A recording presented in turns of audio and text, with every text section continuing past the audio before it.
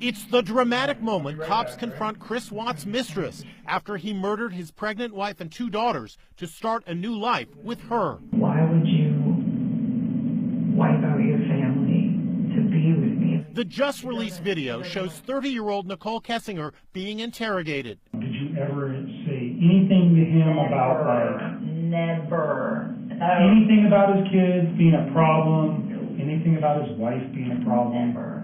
Never. This shocked me just as much as I think it shocked the rest of the world. She breaks down, sobbing over the gruesome fate of the children, 4-year-old Bella and 3-year-old Celeste. Ugh. He's so disgusting. I'm so ashamed of him. Why? How? I don't even understand how you could, bring yourself to do that to somebody who's, that big. The police body cam flickers on. The image is shaky, the sound muffled by the hum of the late summer night.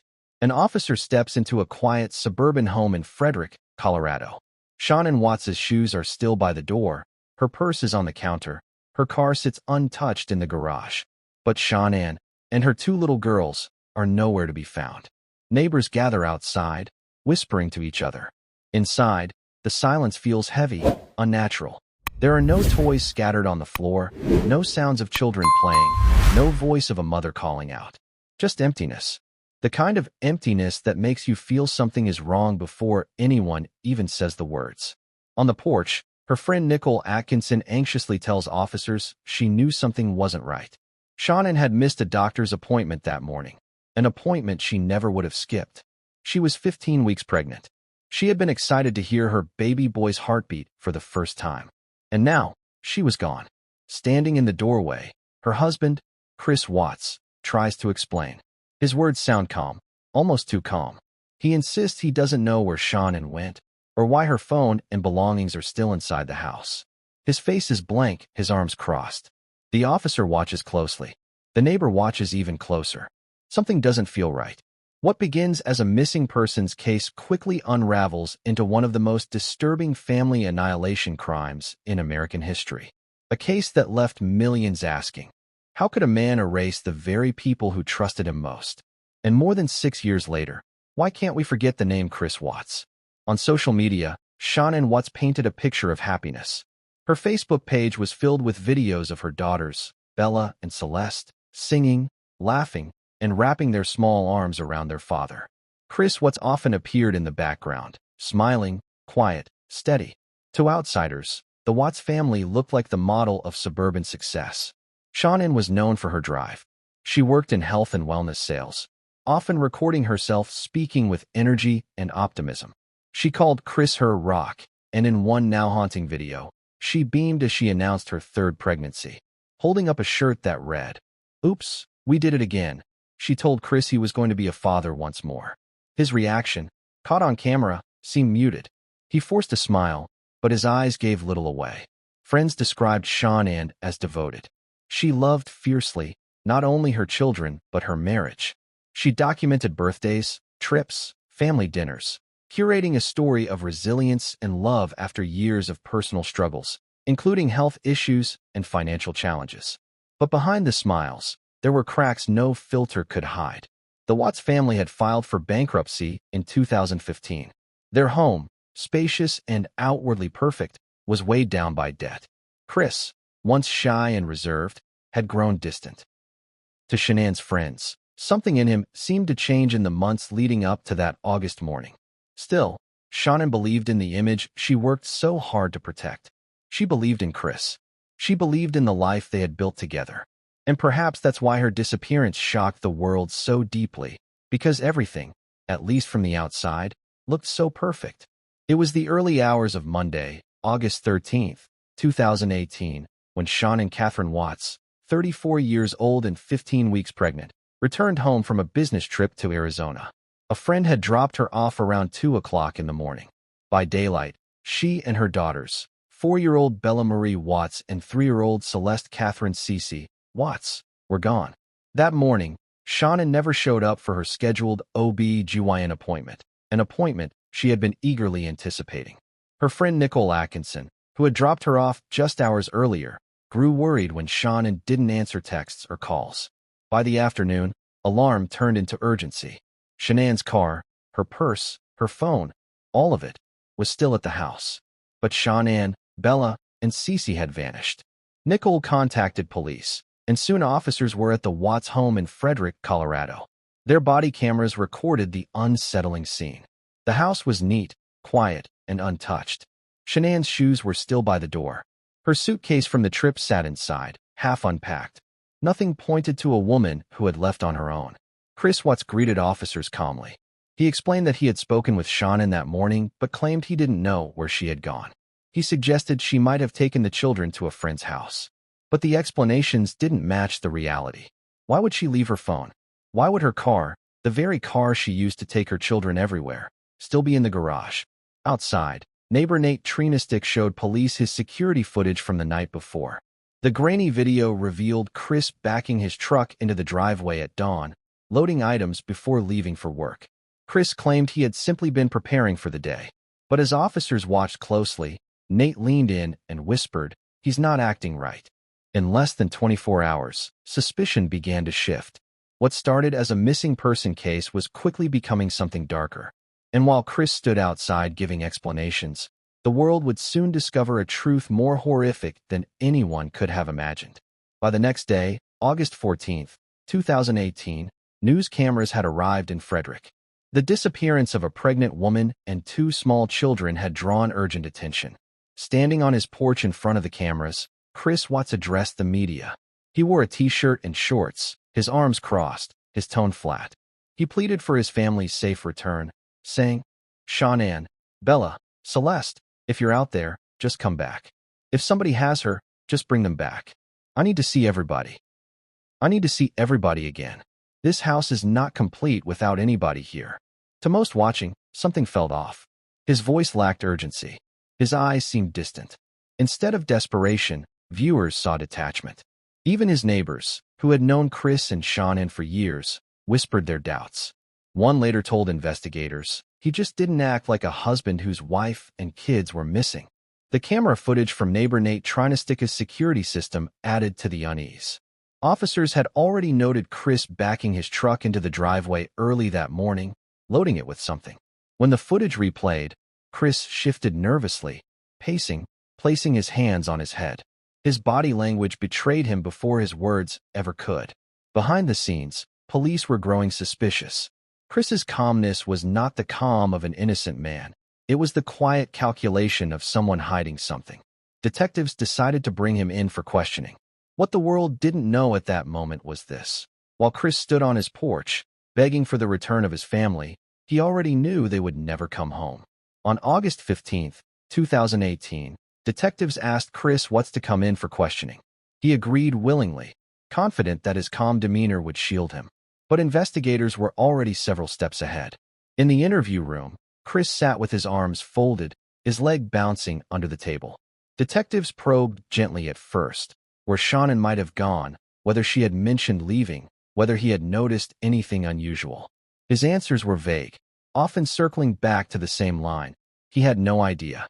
But then came the test he couldn't control. Investigators asked Chris to take a polygraph. He agreed, perhaps believing he could outsmart the machine. After hours of preparation, the results were clear. He failed on every crucial question. The examiner leaned in, reminding him, "This is the moment of truth, Chris." Detectives pressed harder. They knew he was lying, and they told him so. The walls began to close in. In one moment of desperation, Chris asked to speak with his father, Ronnie Watts, who had been waiting nearby. When Ronnie entered the room, Chris broke. But the truth he offered was only partial. He claimed that he had killed Shanann only after she had strangled their daughters. A story investigators immediately doubted. The account was inconsistent, and the evidence didn't align. Still, for the first time, Chris admitted that Shanann was dead and that he had buried her body. Investigators confronted him again. They knew the children were gone too. They told him they believed he had killed them. Chris stayed silent, his head in his hands. The silence spoke louder than words. Within hours, Chris led authorities to his work site at Anadarko Petroleum, where he had driven the morning of August 13th. What they would uncover there would confirm every parent's worst nightmare. On the afternoon of August 16th, 2018, Investigators followed Chris Watts to a remote oil site owned by his employer, Anadarko Petroleum. It was an isolated stretch of land outside Roggen, Colorado, a place he knew well from work. There, in the silence of the fields, he pointed to the places where he had hidden his family.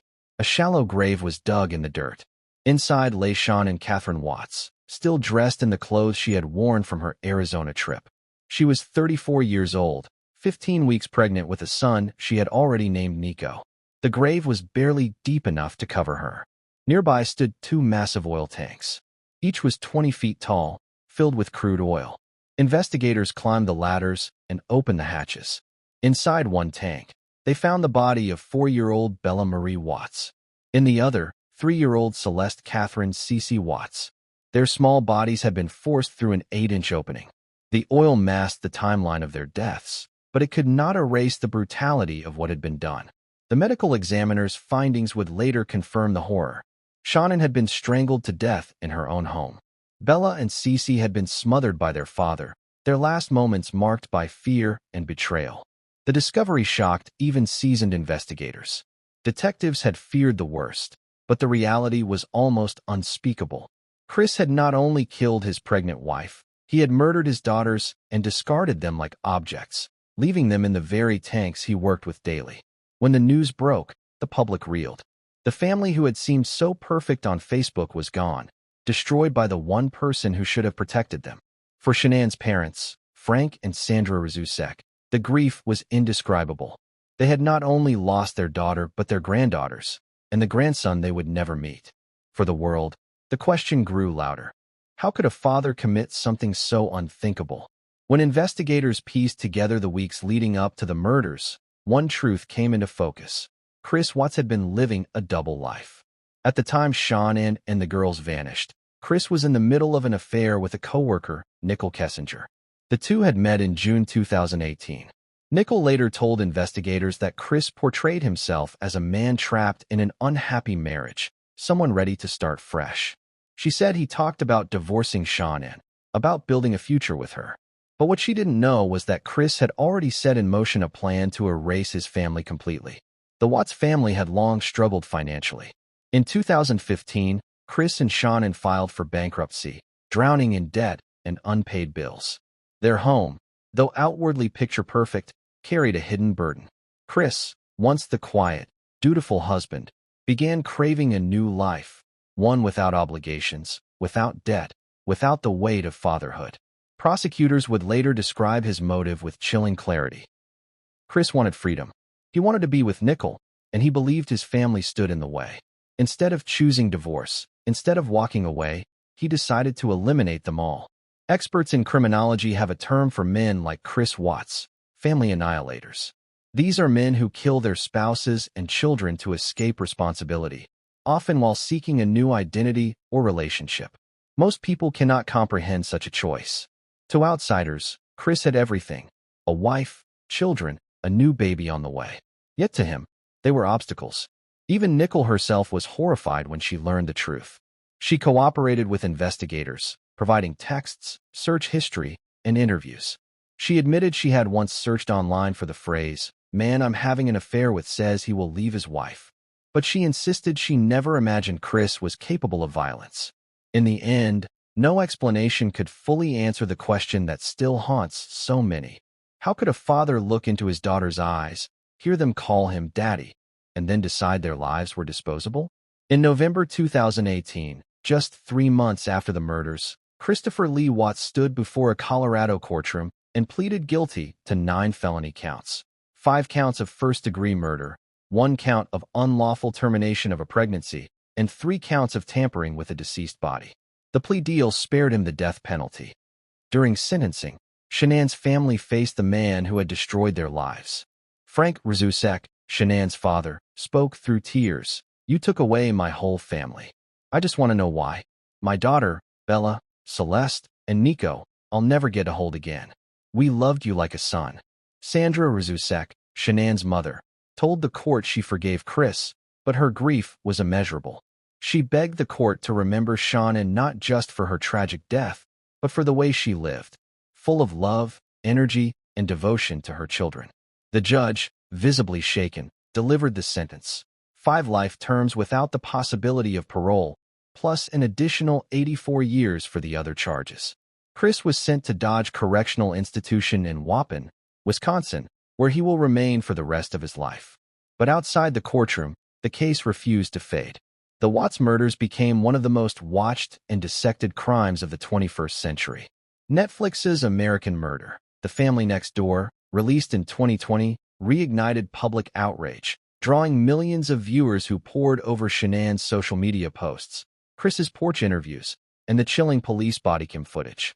The story has lingered for years because it defies what people want to believe about family. Shanann and her daughters represented innocence, joy, and love. Chris represented safety and protection, until he shattered it all in a single night. The betrayal felt personal, not just to Shanann's family, but to millions who had followed the story. We can't forget because the crime happened behind the walls of a home that looked like any other. We can't forget because the mask Chris wore was so convincing. And we can't forget because Shanann's videos, her voice, her laughter, her declarations of love for her children, still live online, echoing long after her death. In the weeks before her death, Shanann Watts recorded a short video from her home. Smiling into the camera, she called out to Chris, "I love you, Chris. You're my rock. You're the best thing that's ever happened to me." Those words now stand as a haunting reminder of trust, love, and betrayal. For Shanann, her marriage was her foundation. For her daughters, Chris was the center of their world. And yet, in the early hours of August 13, 2018, the man they trusted most became their greatest danger. The Watts case forces us to confront a chilling reality. Evil doesn't always come as a stranger in the night. Sometimes, it comes from within the walls of the very home we believe to be safe. That is why we cannot forget. Not because of the name Chris Watts, but because of the names Shanann, Bella, Celeste, and Nico. Their lives mattered. Their voices, though silenced, still echo in the recordings, the photos, and the memories left behind. And every time their story is retold, it is a reminder of what was lost, and of the darkness that sometimes hides behind a smile. This is why, more than 6 years later, the Watts murders still haunt us. Because the question remains, how could anyone do this? And because the answer will never be enough. If you found this story important, subscribe for more true crime documentaries as we continue to explore the cases that change us, disturb us, and demand that we never look away.